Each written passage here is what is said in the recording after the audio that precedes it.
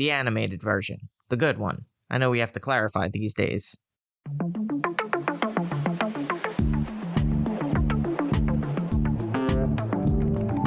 Just what you've been waiting for. Movies, TV, music, and more. Follow, subscribe, stay up to date. Episodes drop every other Monday. It's the man, watch that. It's the man, watch that. It's the man, watch that podcast.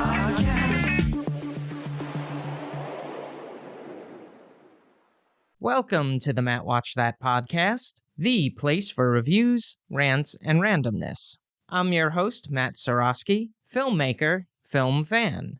Each episode, I'm going to watch a movie or TV pilot that I probably should have seen, but never got around to. It could be a recent favorite, critic's choice, or cult classic. To join in on the conversation, follow me on Twitter, Instagram, and Facebook, at Matt Seroski. You can subscribe to my YouTube page where I'll post videos and clips from the show. If you have any opinions on what I've discussed, or suggestions as to what I should see next, use the hashtag MattWatchThat on social. Before we start, some sad news to report in the world of entertainment. On July 4th, we lost Mark Snow, best known for his work as composer of The X-Files. It's really tough to put into context the cultural impact that The X-Files had, but the instrumental theme song, the infamous, moody, atmospheric song, was released as a single in the United Kingdom and peaked at number 2 on the UK singles chart. What was the last instrumental theme song that actually charted? Alphonse, look that up for me. Mark Snow was born in Brooklyn, graduated from the High School of Music and Art, attended Juilliard, was roommates with Michael Kamen, another incredible composer. He was married to Glyn Daly, sister of actors Tim and Tyne Daly. Mark Snow consistently worked throughout his career, with his first compositions appearing on the TV series The Rookies in 1975. From there, he composed music for the series Starsky and Hutch, Brothers and Sisters, Family, The Love Boat. His first major breakthrough was on the series Heart to Heart, where he wrote the music for 93 episodes. But he's best well known for his collaboration with Chris Carter on the groundbreaking The X-Files. Not only did he write the music for all 217 episodes of the original run and the revival series, The X-Files video game, he also composed the score for both feature-length films, with Fight the Future to be one of my favorites. He also worked on other 1013 series, Millennium, Harsh Realm, and The Lone Gunman. Most recently, he worked on Smallville for 132 episodes, The Ghost Whisperer for 107 episodes, and Blue Bloods for a whopping 287 episodes. He also wrote the theme music to the San Pedro Beach Bums in 1977, whatever that was, but more renowned the theme song for La Femme Nikita. Mark Snow was an incredible talent. He helped make that synthesizer vibe mainstream on television series. He was a 15-time Emmy nominee throughout his career and won the ASCAP Golden Note Award in 2005 for his unprecedented success as one of the most versatile and popular composers in television and film. On to the main attraction. Each review will end with a ranking out of 5 stars. 1 star is skip it, 2 stars watch at your own risk, 3 stars standard fare, 4 stars worth checking out, and 5 stars must see. Now, if I give a title 5 stars, it doesn't mean I'm comparing it to Casablanca, Jaws, or Seinfeld. I rank titles based on other movies or TV series in that genre and at that time period. On this episode of the podcast, I'll be reviewing Kramer vs. Kramer from 1979. It was directed by Robert Benton, who helmed Mystery, The Late Show, crime drama, Still of the Night, comedy, Nobody's Fool, and psychological romance, The Human Stain. He won 3 Academy Awards for Best Writing, Screenplay written directly for the screen for Places in the Heart, and Best Director, and Best Writing, Screenplay based on material from another medium for Kramer vs. Kramer. The screenplay was written by the director and was based on the novel by Avery Corman, who also penned the novel Oh God, which was adapted into a film as well. It stars Meryl Streep as Joanna Kramer and Dustin Hoffman as Ted Kramer. Dustin Hoffman's career stands as one of the most versatile, influential, and enduring in American cinema. He rose to fame with his breakout role as the uncertain, disillusioned Ben Braddock in The Graduate, instantly becoming a symbol of the changing generation in Hollywood. Hoffman quickly built a reputation for taking on complex, emotionally demanding roles, often portraying outsiders, underdogs, and deeply human characters. He followed up with critically acclaimed performances in Midnight Cowboy, Lenny, and All the President's Men, showcasing his extraordinary range and commitment to authenticity. His deeply affecting portrayal of a father fighting for custody in Kramer vs. Kramer earned him his first Academy Award for Best Actor, and he won a second for his role as the autistic savant Raymond Babbitt in Rain Man, a performance widely praised for its sensitivity and depth. Hoffman also displayed impressive comedic talent in Tootsie, where he played a struggling actor who disguises himself as a woman to land a role, blending humor with commentary on gender roles. Throughout his career, he has continued to adapt to changing times, taking on roles in everything from political satire, like Wag the Dog, to family-friendly animation, Kung Fu Panda, while also stepping into directing with Quartet in 2012. Known for his meticulous preparation, emotional intensity, and willingness to take creative risks, Dustin Hoffman redefined the modern American actor. His influence is deeply felt across generations, and his body of work stands as a testament to a lifelong dedication to the craft of storytelling. Kramer vs. Kramer also features Jane Alexander, Justin Henry, Howard Duff, George Coe, and Jo Beth Williams. This is something to look out for. Dustin Hoffman throwing the wine glass against the wall was planned by the actor, but he didn't inform Meryl Streep, so her reaction is genuine. So let's jump into it. Kramer vs. Kramer begins with Joanna Kramer quietly packing her belongings and leaving her husband Ted and their 6-year-old son Billy. Her departure is sudden and devastating, especially for Ted, a career-driven advertising executive who has long prioritized work over family. Unprepared and emotionally overwhelmed, Ted is thrust into the unfamiliar role of a full-time parent. At first, he struggles with the basics of raising Billy, handling daily routines, school responsibilities, and emotional support. The strain begins to affect his job performance, highlighting the pressures of balancing professional ambition and unexpected parental duty. Ted slowly begins to adapt. Through a mix of trial, error, and genuine effort, he starts to connect with Billy, revealing the early stages of a meaningful and heartfelt bond. With Ted's transformation in motion, this sets up the emotional stakes for the custody battle that looms ahead. Here's a quote without context. "Hey, I see the Knicks finally won a game. What do you know?" Kramer vs. Kramer is a film that explores the complexities of family, gender roles, and personal growth through the lens of a custody battle. It challenges the conventional expectations of men as breadwinners and women as caregivers. When Joanna leaves her family, she's not villainized but portrayed as a woman searching for identity beyond motherhood. Ted, on the other hand, starts as a self-absorbed career man and evolves into a nurturing, devoted father. This role reversal underscores the idea that parenting is not inherently gendered. It's learned, earned, and deeply human. The film also critiques the legal system's often rigid assumptions about parental roles. The courtroom scenes lay bare how custody decisions can be influenced by outdated gender norms, sometimes at the expense of emotional truth.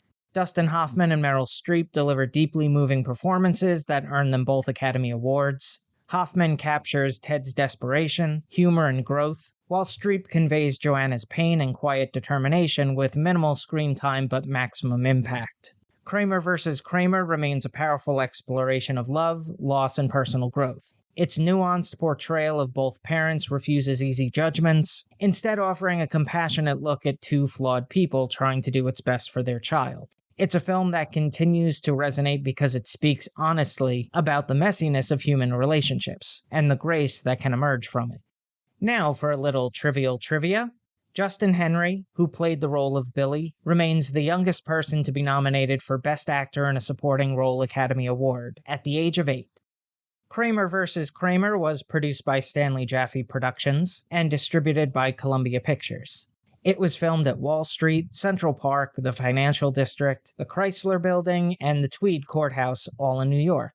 The cinematography was captured by Nestor Almendros, whose filmography includes coming-of-age drama The Blue Lagoon, psychological drama Sophie's Choice, period drama Places in the Heart, and showbiz satire Heartburn. He won an Academy Award for Best Cinematography of Days of Heaven. It was edited by Gerald B. Greenberg, who worked on war epic Apocalypse Now, crime drama Scarface, police procedural The Untouchables, and holiday classic National Lampoon's Christmas Vacation. He won an Academy Award for Best Film Editing of The French Connection. There was no traditional score or soundtrack for the film. The music played during the opening credits is Mandolin Concerto by Antonio Vivaldi. The runtime is 1 hour 45 minutes. It had a budget of $8 million and grossed $173 million at the box office. It was the highest-grossing movie of 1979. It was nominated for 9 Oscars at the 1980 Academy Awards, winning 5. As of today, it's the only Best Picture Oscar winner of the 1970s that hasn't been selected by the Library of Congress for preservation in the National Film Registry. On the Ski Index, I give it 4 out of 5 stars. If you've seen Kramer vs. Kramer and have opinions on the movie, let me know what you think using the hashtag MattWatchThat. Moving right along, each episode, I'm going to post clips that I think people should watch. It could be movie trailers, music videos, interviews, or something completely random. Search for my YouTube page and there'll be a playlist called Matt Watch That Playback. Toto was formed in Los Angeles, California, by a group of highly skilled session musicians who played for artists like Boz Scaggs, Sonny and Cher, Seals and Croft, and Steely Dan.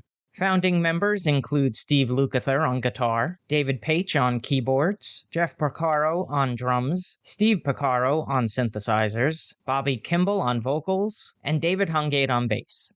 They signed with Columbia Records and recorded their self-titled debut album, which was released in 1978. It was well received for its musicianship, though it didn't make a massive splash commercially. It did feature notable track Hold the Line, reaching number 5 on the Billboard Hot 100. Their next album, Hydra, was certified gold, but their third effort, Turn Back, had disappointing sales. But in 1982, the band released Toto 4, which proved to be a game-changer.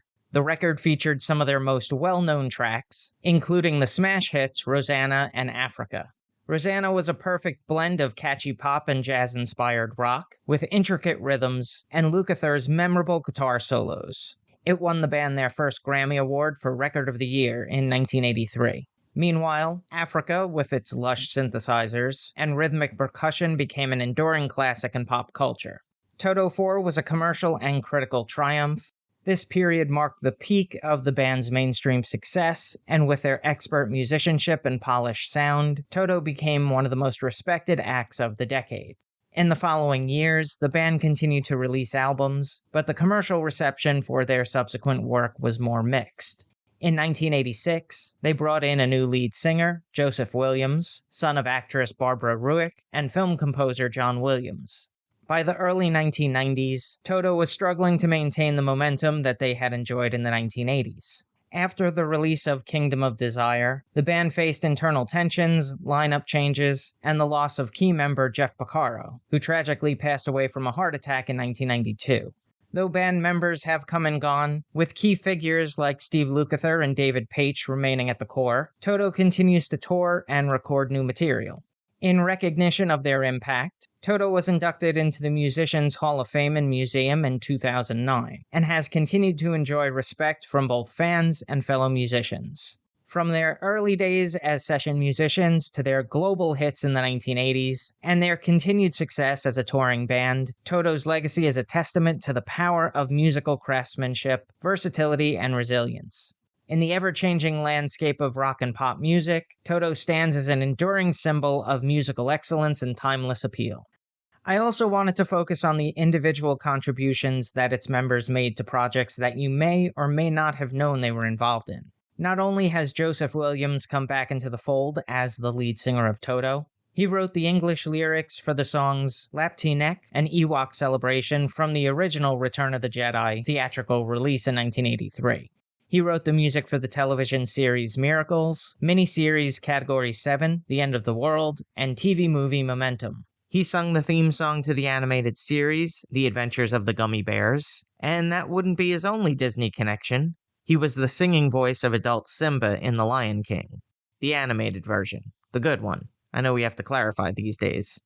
On Beat It, while Eddie Van Halen provided the iconic guitar solo, Lukather played the signature guitar riff and bass line, while Steve Porcaro played synthesizer and Jeff Porcaro played drums. On Human Nature, Steve Porcaro co-wrote the song with John Bettis and played synthesizer. Once again, Steve Lukather played guitar while Jeff Porcaro played drums. Steve Lukather also played the guitar solo on Physical for the chart-topping Olivia Newton-John hit, and on Stevie Nicks' Stand Back, and the second guitar solo on Dirty Laundry by Don Henley, with, you guessed it, Steve Porcaro on keyboards and Jeff Porcaro on drums. Keyboardist David Paich has also written or co-written songs for Cher, Andy Williams, Boz Scaggs, and the Jacksons, and has arranged songs for Rod Stewart, Donna Summer, and the Doobie Brothers. So I've selected a couple of clips from their biggest hits. They're all available in the Matt Watch That Playback playlist on YouTube. Check it out. Now it's time for the recommendation. Yes, that's the word recommendation with Matt in the middle. I'm going to end each podcast with my own recommendation of a movie or TV series. Today I'm talking about Broadchurch. Set in the fictional seaside town of Broadchurch in England, the show begins with the discovery of the body of Danny Latimer, an 11-year-old boy at the foot of the cliff near his home. When his death is ruled as suspicious, the murder investigation shakes the tight-knit community to its core. Enter D.I. Alec Hardy, a troubled and enigmatic investigator brought in from outside the town to lead the case. But he's dealing with personal demons, including a past case that went wrong, and his unorthodox methods put him at odds with locals and especially his partner, Detective Sergeant Ellie Miller, who is well known in the community and friends with the Latimer family. It stars David Tennant, Olivia Colman, Jodie Whittaker, Andrew Buchan, Charlotte Beaumont, Arthur Darvill, and Pauline Quirk.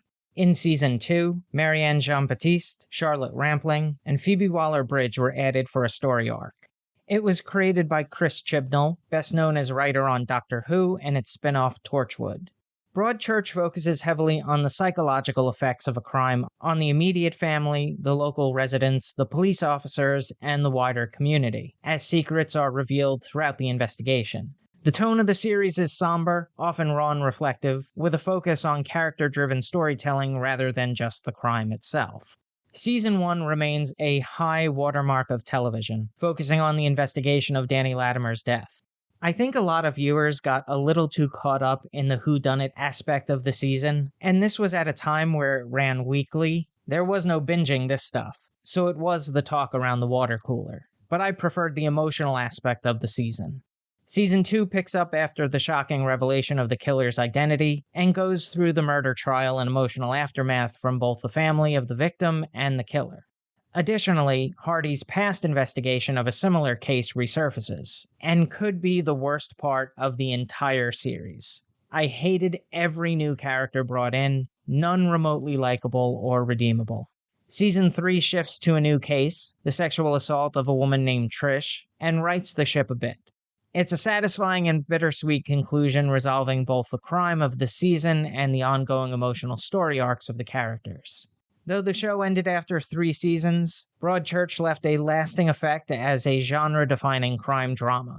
It's gripping, emotionally charged, that combines the elements of a police procedural with a poignant exploration of human relationships and the aftermath of tragedy. The show's masterful storytelling, unforgettable characters, and haunting atmosphere makes it a standout in modern British television.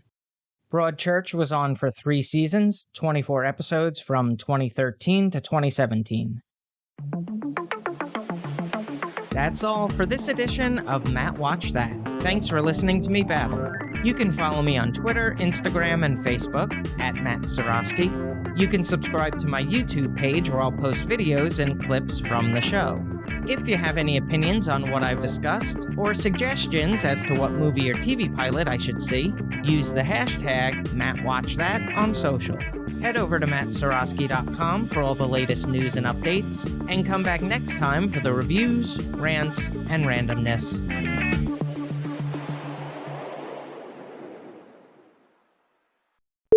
And Lukather's rememberable... Pick a word, Matt. The show begins with the discovery of the body of Danny Latimer, an 11-year-old boy at the foot of the hills of the hill in the cliff. Nope.